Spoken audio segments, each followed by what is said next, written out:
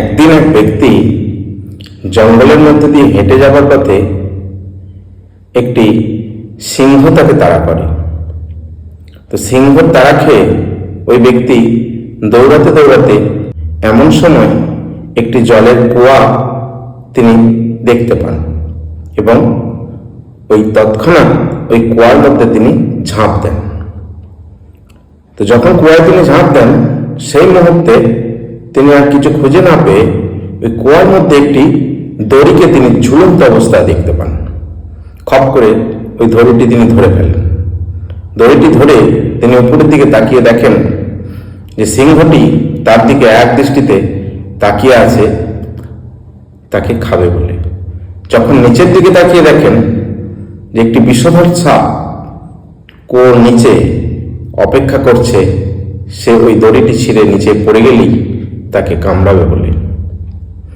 এমন সময় তিনি উপরের দিকে তাকিয়ে দেখলেন যে এই বিপদের মাঝে আরো ভয়ঙ্কর একটি বিপদ এসে হাজির হয়েছে। একটি কালো ইঁদুর আর একটি সাদা ইঁদুর ওই দড়িটিকে কাটতে শুরু করেছে। দড়িটি যদি ওই দুটো ইঁদুর কেটে দেয় তাহলে হয় তিনি নিচে পড়ে যাবেন, গেলে তিনি সাপের মুখে পড়বেন, আর যদি দড়ি ধরে উনি উপরে উঠে আসেন তাহলে ওই ভয়ঙ্কর সিংহের মুখে পড়বেন। এমন সময় তিনি ওই কুয়োর ভিতরে একটি গাছে একটি মৌচাক দেখতে পেলেন। মৌচাকটি দেখে তিনি কি করলেন, তিনি একটি আঙ্গুল মৌচাকের মধ্যে ঢুকিয়ে দিলেন। আঙ্গুলটি মুখে দিয়ে দেখলেন সেই মধুর মিষ্টতা এতটাই বেশি যে কিছুক্ষণের জন্য তিনি এই বিপদের কথা ভুলে গিয়ে মধুর মিষ্টতায় মেতে গেলেন।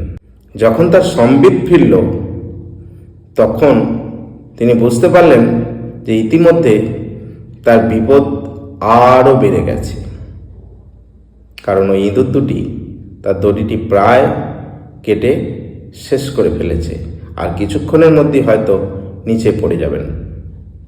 আসলে ওই সিংহটি হলো আমাদের মৃত্যু, যা আমাদেরকে সর্বদা তাড়া করে বেড়াচ্ছে, আর নিচে থাকা সাপটি হলো আমাদের কবরস্থান, যা আমাদের জন্য অপেক্ষা করছে। আর ওই সাদা ইঁদুর আর কালো ইঁদুর হলো দিন এবং রাত্রি, যা আমাদেরকে প্রত্যেকটা মুহূর্তে মৃত্যুর দিকে ঠেলে দিচ্ছে।